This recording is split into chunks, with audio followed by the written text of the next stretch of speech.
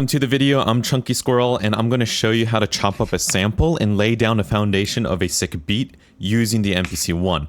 While I don't do everything on the MPC, it is a fantastic tool to play around with, experiment, and get lost in the moment, hitting those pads for hours on end until you find something that sounds great.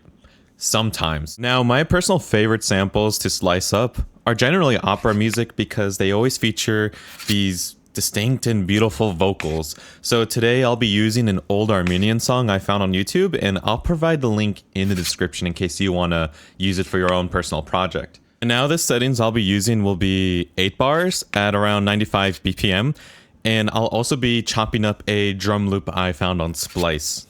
I'll also be using my phone to sample, which is going to connect to my MPC One. And in order to do this, I will be using a USB-C to 3.5mm adapter connected to a 3.5mm to dual 6.5mm, which is plugged into the MPC One. Now, I'm using a Samsung Flip 5, so if you have an Apple phone, then what you might need to do is just to throw it out the window and switch to a Galaxy. So first, click on Sample, then make sure you turn on this button, or else you won't hear anything. Click on Slice and adjust the fader to your liking. There is a set time limit to how much you can record, so you can either click on it or move the third Q link to modify how long you can record.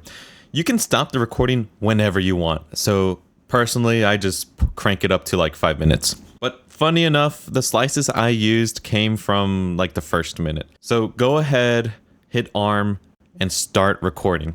As the music is playing, start hitting the pads to start slicing. My goal here was to slice parts that had a distinct note. You can also slice to a beat, but regardless of whatever you do, you can edit your slices later, so you don't have to be too picky. And honestly, that is the fun part, is the editing.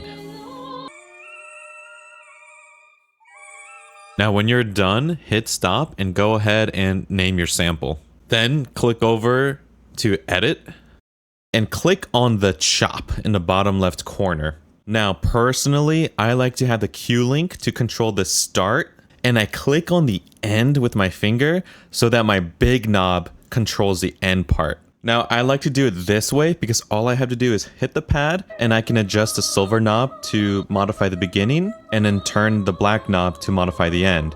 And when I like it, I hit the next pad and I just repeat. It's much more fun and it's efficient. And here's what I've got for you.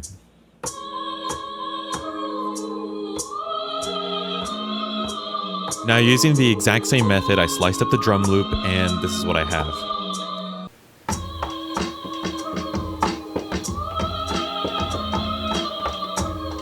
Cool. And now that I've created my foundation for the beat, I went ahead, uploaded them to Ableton, and just started mixing and adding elements. And I'll have to cover that specific workflow in a different video because it would honestly make this video like 20 more minutes. So here's my final beat. Check it out.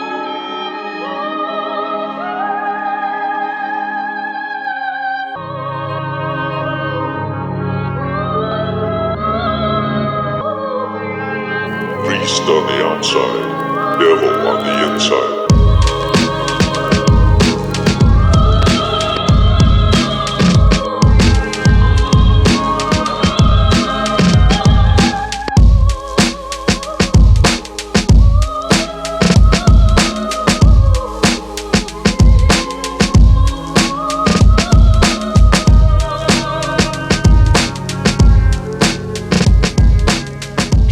Show them.